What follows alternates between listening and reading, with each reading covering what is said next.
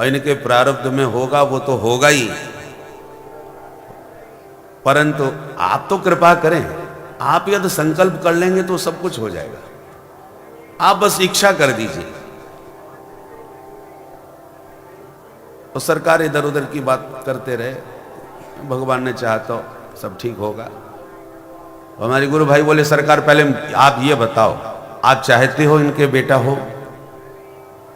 सरकार बोले तो हम क्यों नहीं चाहेंगे भाई, अब मना तो नहीं कर सकते कि हम नहीं चाहते।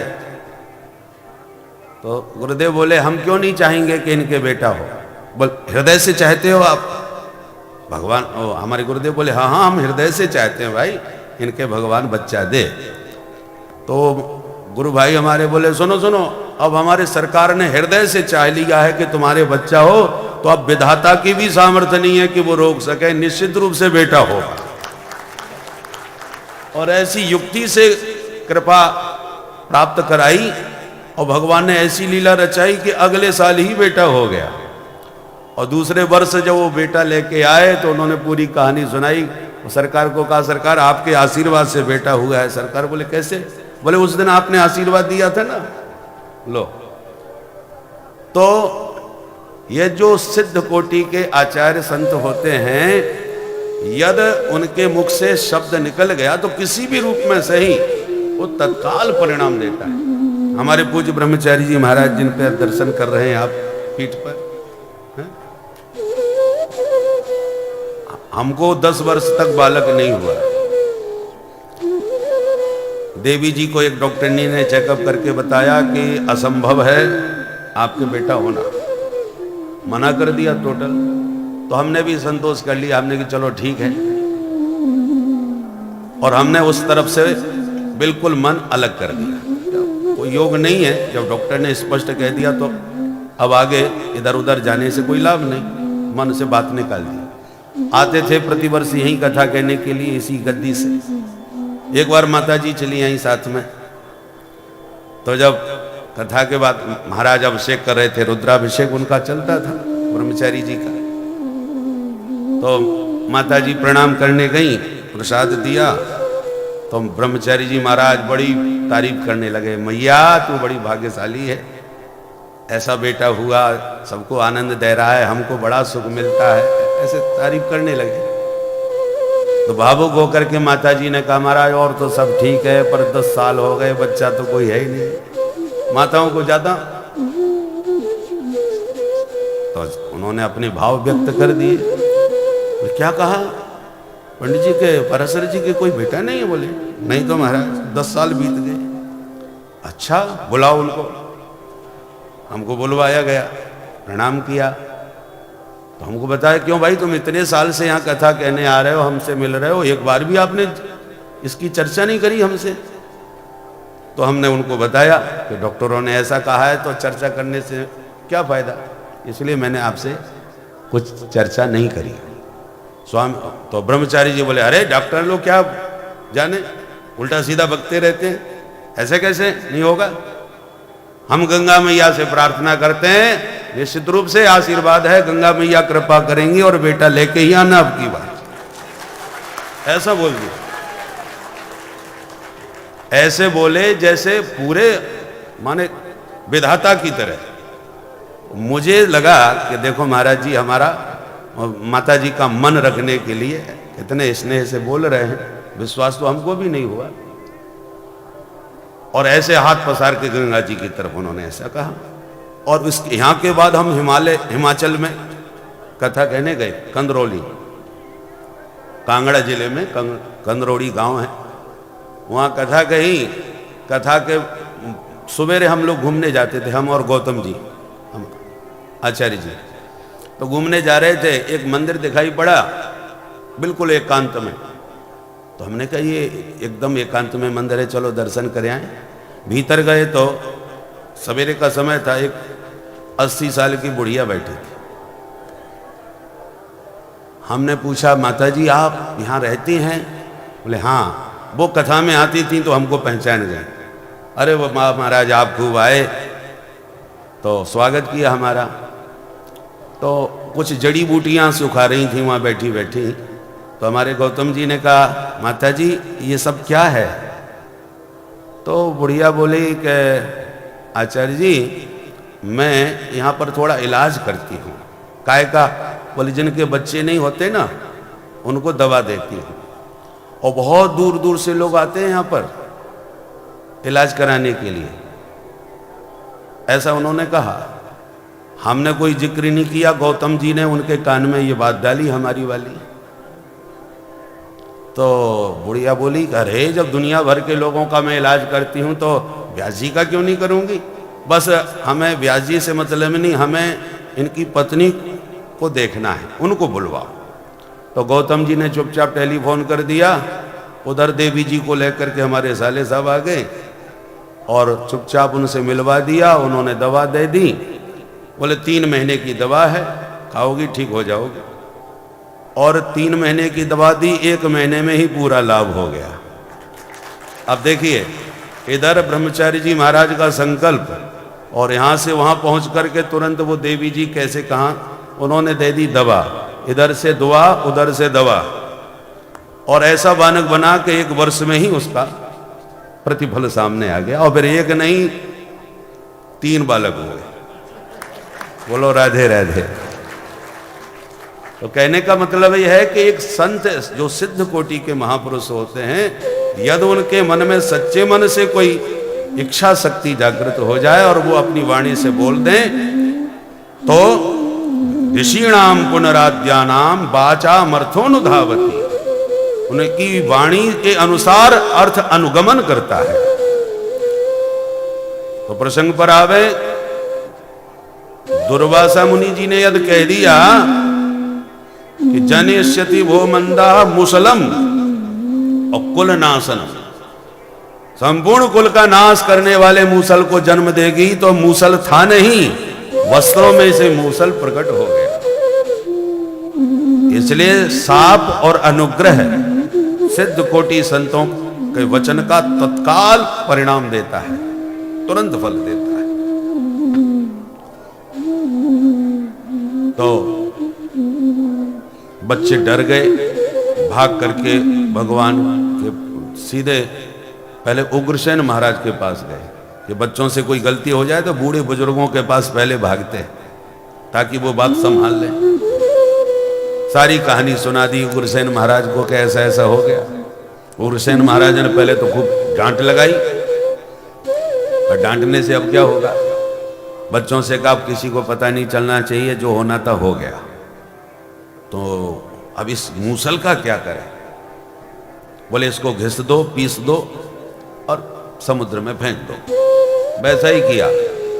वही घिसा हुआ मूसल समुद्र की लहरों से किनारे आया और उसी से एर का नाम की घास उत्पन्न हो गई। तलवार के समान एकदम तीक्ष्ण घास होती है। राम कीन चाहे सोई होई। अब देखिए, भगवान सर्व समर्थ है, पर भगवान को किसी ने पता भी नहीं लगने दिया, कोई चर्चा ही नहीं करी। उग्रसेन महाराज से चर्चा करी और बात को छुपा लिया। सुखदेव जी कहते हैं, भगवान ज्ञात सर्वार्थ ईश्वरोपि तदन्य था कर्तुम नक्षन विप्रसापम काल रूप्यन्वमोदत। भगवान ने काल रूप से अनुमोदन किया। सामर्थ्य होने पर भी ब्राह्मणों के शाप को भगवान दूर करा सकते थे। ये भगवान में सामर्थ्य है। यदि सामर्थ्य न होती तो ईश्वर नहीं होते। कर तुम अगर तुम अन्यथा कर तुम समर्थ तभी कहा जाएगा जो सब कुछ करने में समर्थ हो। तो क्या साप को भगवान दूर नहीं करा सकते थे? परंतु नहीं करवाया। क्यों नहीं करवाया? क्योंकि काल रूपन्वमोदत, काल रूप से भगवान ही अनुमोदन कर रहे थे। इन सारे कार्यों में भगवान की इच्छा प्रधान थी। एक दिन वसुदेव जी आए। वसुदेव जी के भवन में नारद जी आए। नारद जी से वसुदेव जी ने स्वागत सत्कार करके प्रश्न किया कि महाराज कृपा करके बताइए भागवत धर्म किसे कहते हैं? नारद जी बोले, वाह वसुदेव, क्या सुंदर प्रश्न किया है। यही प्रश्न एक बार जनक जी महाराज ने नवियों के सुरों से पूछा था। ऋषभ देव जी के 9 पुत्र, 100 पुत्र हो गए थे, उनमें 9 बेटा नवयोगेश्वर कहलाए। कवि हरि अंतरिक्ष प्रबुद्ध पिप्पलायन आविर हो द्रुमल चमस और करभाजन। ये 9 महात्मा एक साथ विचरण करते जनकपुर में पहुंचे। जनक जी ने जोरदार स्वागत किया। स्वागत सत्कार करते हुए प्रश्न किया कि महाराज, दुर्लभो मानुषो देहो देनां क्षणभंगुरः तत्रापि दुर्लभं मन्ये वैकुंठ प्रियदर्शनम्।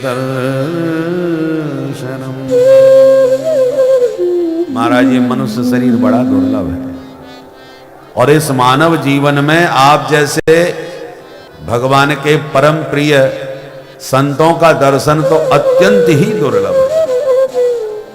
3 चीजें बहुत दुर्लभ होती हैं, मनुष्यत्वम, मुमुक्षुत्वम, महापुरुष संश्रयः।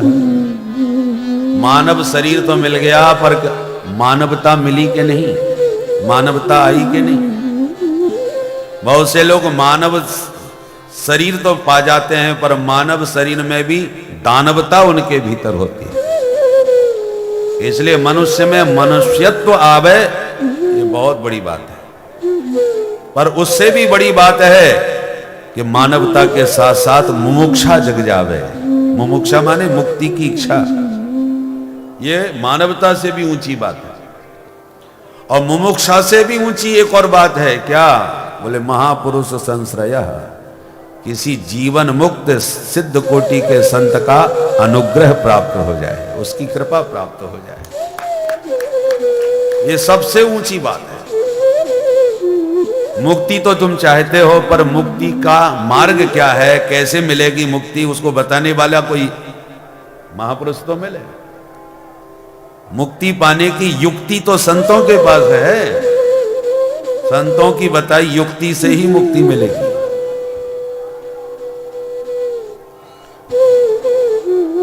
तो आप जैसे संतों से मैं आज अनुग्रहित हुआ, केवल कृपा करके आज इतना बता दीजिए, धर्मान भागवतान ब्रूत यद न श्रुतये क्षमम्। अब देखिए प्रश्न करने का ढंग। विदेहराज जनक हैं और इतने उच्च कोटि के राजा और विद्वान होते हुए भी कहते हैं, महाराज यद में सुनने में आपको पात्र दिखाई पड़ता हूं, यदि न श्रुतये क्षमम्। यदि आपको लगता है कि इन्हें सुनाना चाहिए, मुझे उचित पात्र समझें, तो कृपा करके भागवत धर्म के विषय में मुझे बतावें। ये प्रश्न करने का तरीका है। हमेशा किसी महापुरुष से प्रश्न करो तो विनम्र वचनों में करना चाहिए। ये नहीं कि बताओ महाराज जी सुपनखा के पति का नाम क्या था, ऐसे पूछेंगे जैसे हम इनके दास हों। अरे भाई, प्रश्न करने का तरीका होता है। तो मैं देखो, प्रश्न कुछ लोग तो कहते हैं जानने की इच्छा से पूछते हैं कि सचमुच जानना चाहते हैं। कुछ लोग जानते हुए प्रश्न करते हैं कि तुम कितना जानते हो। वो प्रश्न नहीं करते, परीक्षा लेते हैं। तो साधु संतों की परीक्षा नहीं लेना चाहिए। जिज्ञासु बन करके पूछना है तो पूछने में विनम्रता दिखनी चाहिए। बछड़े को देख करके गौ माता अपने आप ही स्तनों से दुग्ध प्रवाहित करने लगती है, उसका वात्सल्य बरसने लगता है बछड़े को देखकर। अर्जुन बछड़े बनकर के प्रश्न किए तो गोविंद ने गाय दोष दी।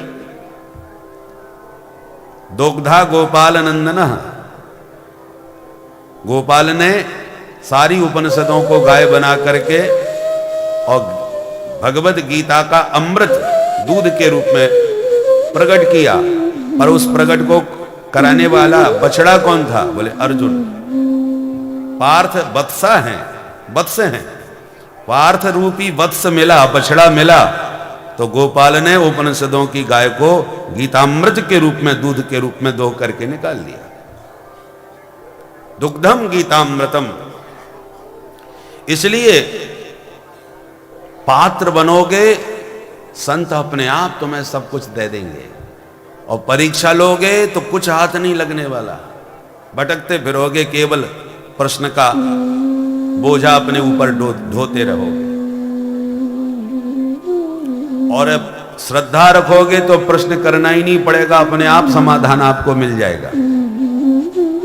श्रद्धा से सेवा करो, समाधान अपने आप मिलेगा, पूछने की आवश्यकता ही नहीं पड़ेगी। तो कभी नाम के योगेश्वर बोले, देखो राजन, भगवत प्राप्ति के मार्ग में चलने का नाम है भागवत धर्म। मार्ग क्या है? भक्ति मार्ग है, ज्ञान मार्ग है, ये रास्ते हैं। इन मार्गों से चल करके भगवत प्राप्ति का लक्ष्य पूरा करना चाहिए। चलने वाले के पास यदि आंख है तो संभल करके चलाएगा, आंख नहीं है तो आंख वाले का सहारा लेके चलना पड़ेगा। अंधा व्यक्ति आंख वाले के सहारे पहुंच जाता है। आंख क्या है? श्रुति स्मृति उभे नेत्रे विप्राणाम परिकीर्तिते एकेन विकलः काणो द्वाभ्याम अंध प्रकीर्तितः। श्रुति और स्मृति ये दो नेत्र हैं। इन्हीं आंखों से आप अध्यात्म पथ पर आगे ठीक से बढ़ोगे।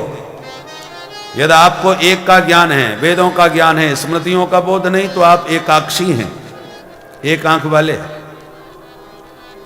और श्रुति स्मृति में से कुछ भी आपको नहीं आता तो आप सर्वथा अंधे हैं। द्वाभ्याम अंधा। परंतु अंधा होने पर भी एक रास्ता हम आपको बताते हैं जिसमें आप बिना एक्सीडेंट के आराम से पहुंच जाओगे।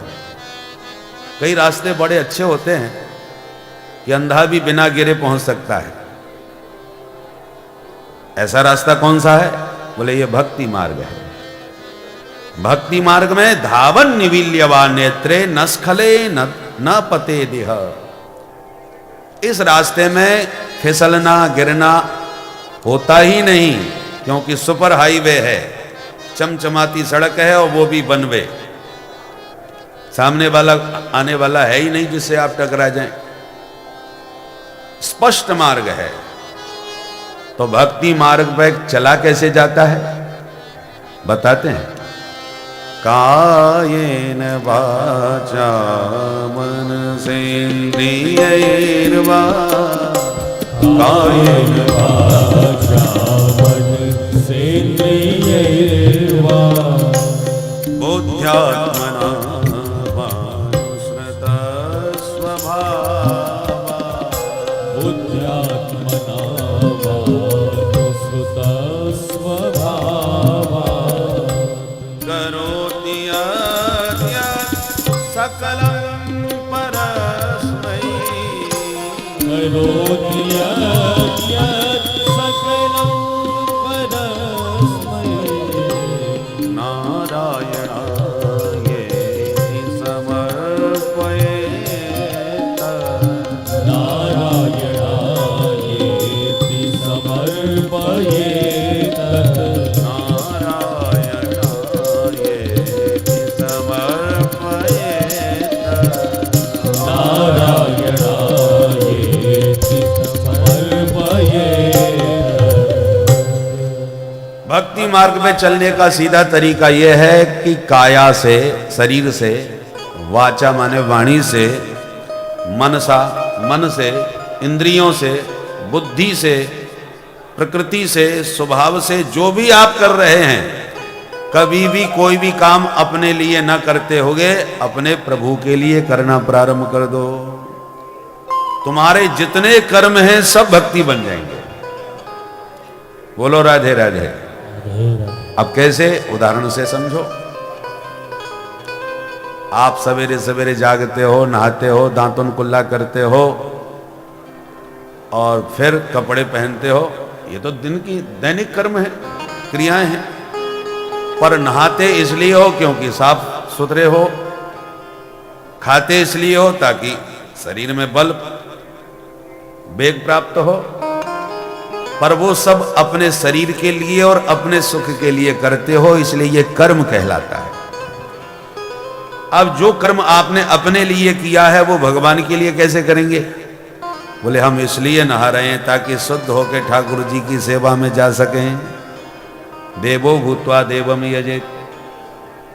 हम भोजन भी इसलिए कर रहे हैं ताकि खाएंगे पिएंगे, शरीर स्वस्थ रहेगा तभी तो सेवा करेंगे।